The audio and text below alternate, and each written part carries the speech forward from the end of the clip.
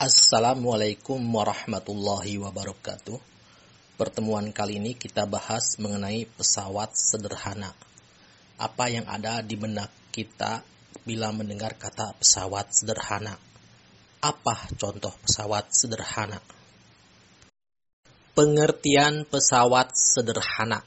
Dalam kehidupan sehari-hari, manusia sering menggunakan alat bantu untuk mempermudah pekerjaan yang dilakukan.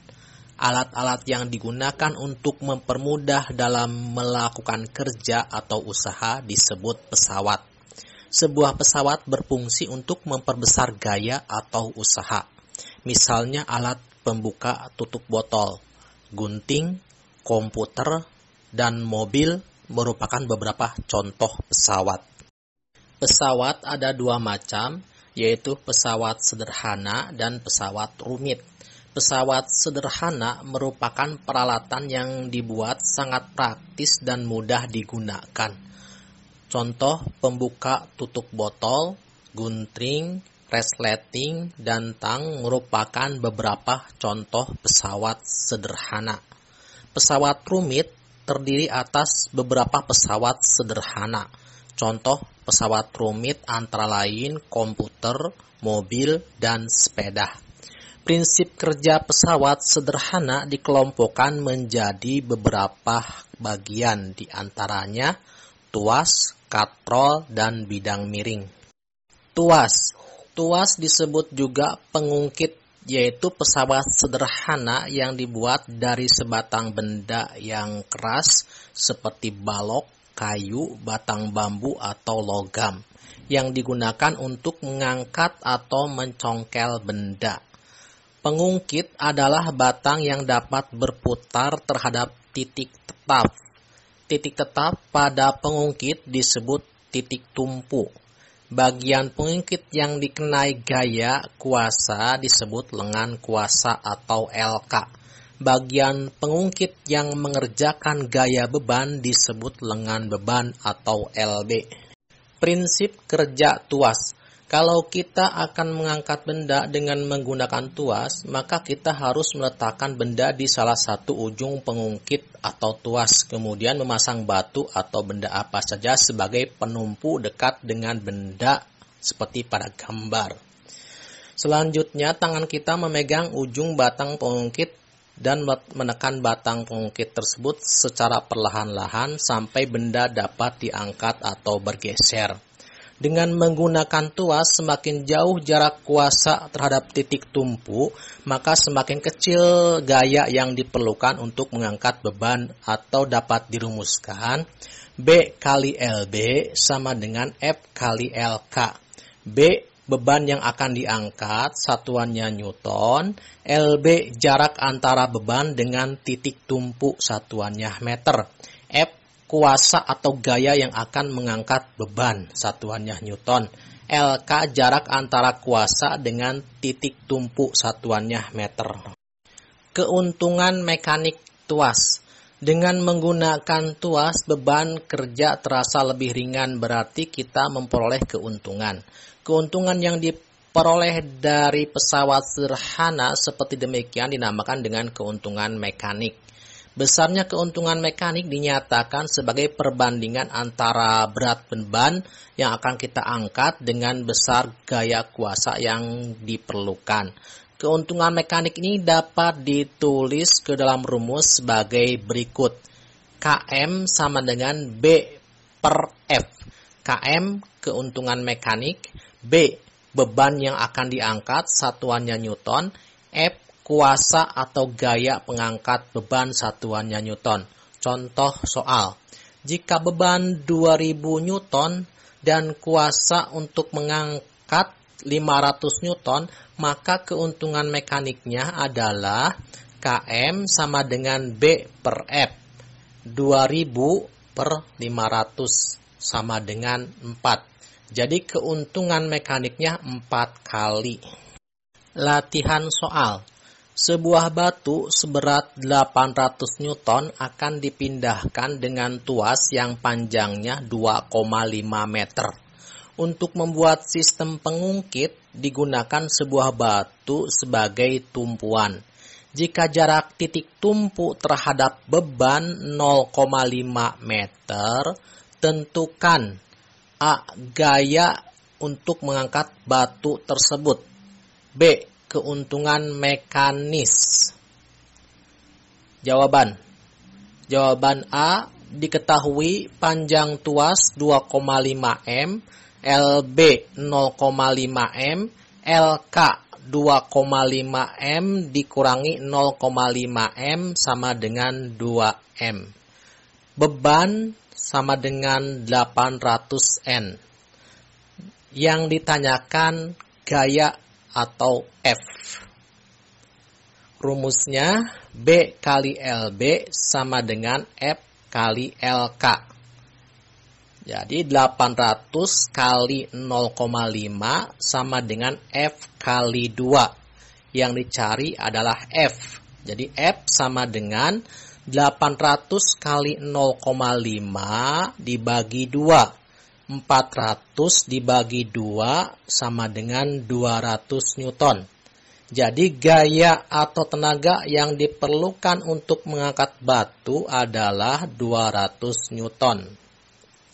Jawaban B. Keuntungan mekanik atau KM sama dengan B per F. KM sama dengan 800 per 200 sama dengan 4 kali. Jenis tuas. Berdasarkan letak titik tumpunya, tuas dapat dikelompokkan menjadi 3 kelas atau 3 jenis. Tuas kelas pertama.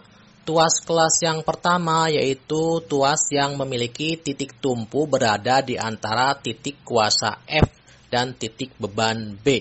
Contoh seperti pada gambar di bawah ini.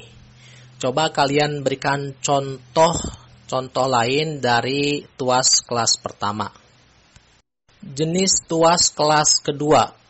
Tuas kelas kedua yaitu tuas yang memiliki titik beban berada di antara titik kuasa F dan titik tumpu T, atau bebannya diletakkan di antara titik tumpu dan titik kuasa. Seperti gambar ini, contohnya gerobak semen. Coba berikan contoh yang lainnya.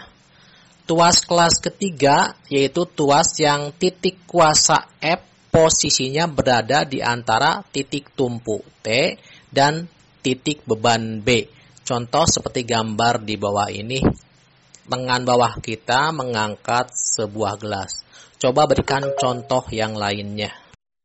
Prinsip kerja pesawat sederhana pada sistem gerak manusia. Selain pada peralatan yang biasa kamu gunakan pada kehidupan sehari-hari, prinsip pesawat sederhana juga ada yang berlaku pada struktur otot dan rangka manusia. Contoh pada gambar di bawah ini. Gambar 1 itu jenis pengungkit 1. Titik tumpu berada di antara kuasa beban. Hal ini terjadi ketika pemain bulu tangkis menggunakan otot leher untuk menengadahkan kepalanya. Gambar 2 itu jenis tuas 3. Kuasa terletak di antara titik tumpu dan beban. Kondisi ini terjadi ketika pemain bulu tangkis menegangkan otot lengan dan bahu. Gambar ketiga, pengungkit jenis 2. Beban berada di antara titik tumpu dan kuasa. Kondisi ini terjadi ketika otot betis pemain bulu tangkis mengangkat beban tubuhnya dengan bertumpu pada jari kakinya. Perhatikan gambar di atas. Kemudian masukkan kelompokan ke dalam silinder sesuai dengan kelompok tuasnya.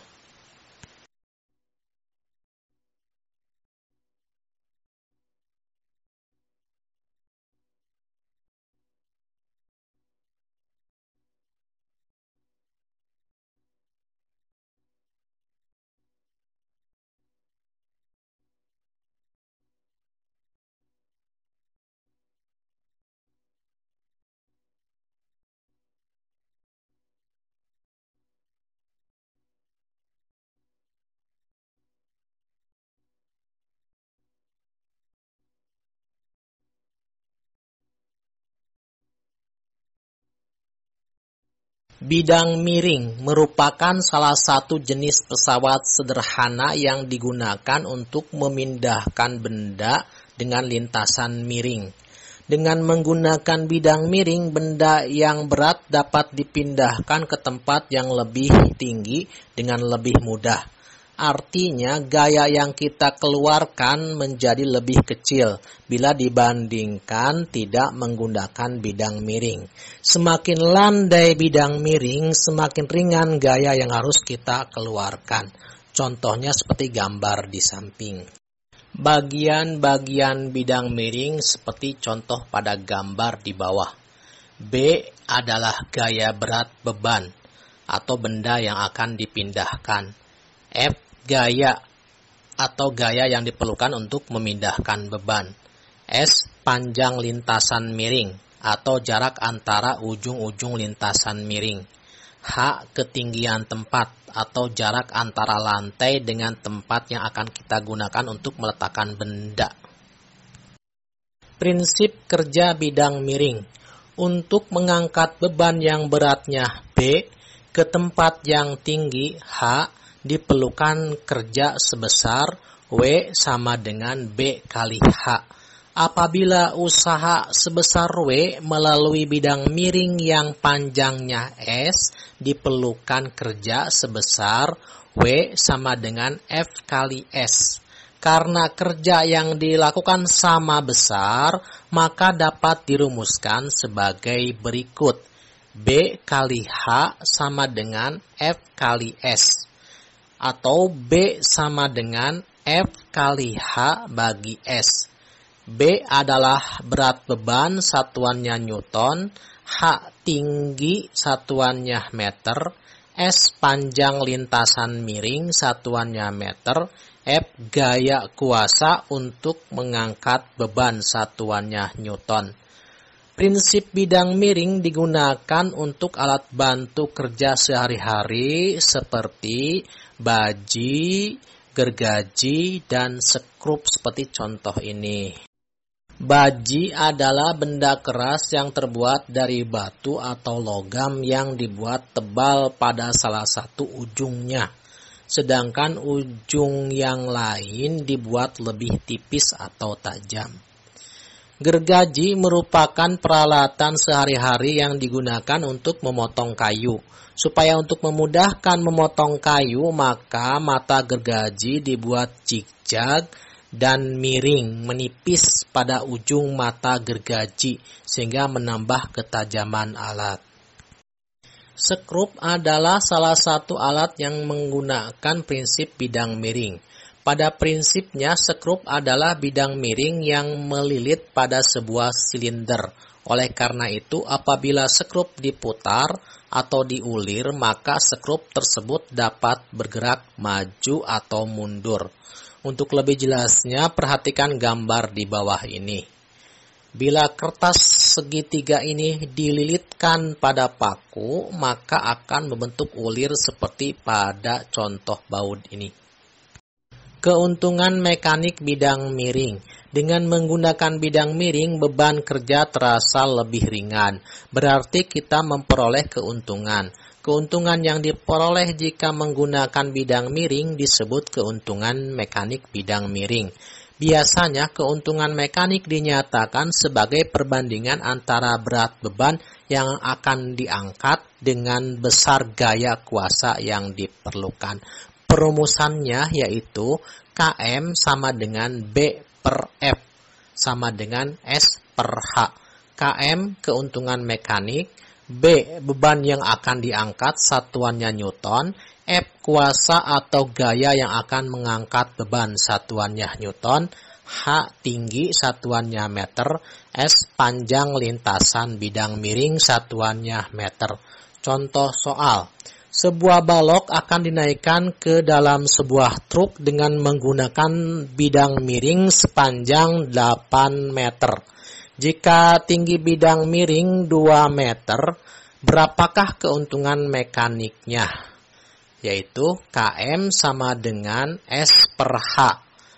8 per 2 sama dengan 4. Jadi keuntungan mekaniknya 4 kali. Latihan soal. Budi mendorong peti seberat 600 Newton menggunakan papan bidang miring dengan panjang 4 meter ke atas bak truk yang tingginya 2 meter. Hitunglah A. Gaya atau tenaga yang diperlukan bila menggunakan bidang miring. B. Keuntungan mekanik bidang miring. Diketahui beban atau B sama dengan 600 Newton. Panjang atau S sama dengan 4 meter. Tinggi bak truk atau H sama dengan 2 meter. Jawaban A. Usaha atau W sama dengan W beban kali H. W sama dengan 600 kali 2. W sama dengan 1200 Newton kali meter. Karena usaha W yang dilakukan menggunakan bidang miring atau tanpa bidang miring nilainya sama, maka gaya bila menggunakan bidang miring adalah usaha atau W sama dengan F kali S. F sama dengan W per S. 1200 per 4 sama dengan 300 N. Jawaban B. Keuntungan mekanik atau KM sama dengan B per F sama dengan S per H. KM sama dengan 4 per 2. KM sama dengan 2 kali. Katrol adalah roda beralur dengan sebuah tali atau rantai yang lewat pada alur itu. Salah satu jenis katrol adalah kerekan. Kerekan umumnya digunakan untuk mengubah gaya dari gaya angkat menjadi gaya tarik. Perhatikan gambar berikut ini.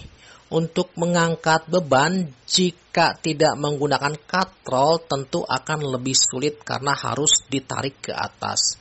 Akan tetapi jika menggunakan katrol akan lebih mudah dan terasa lebih ringan karena dibantu oleh berat badan kita.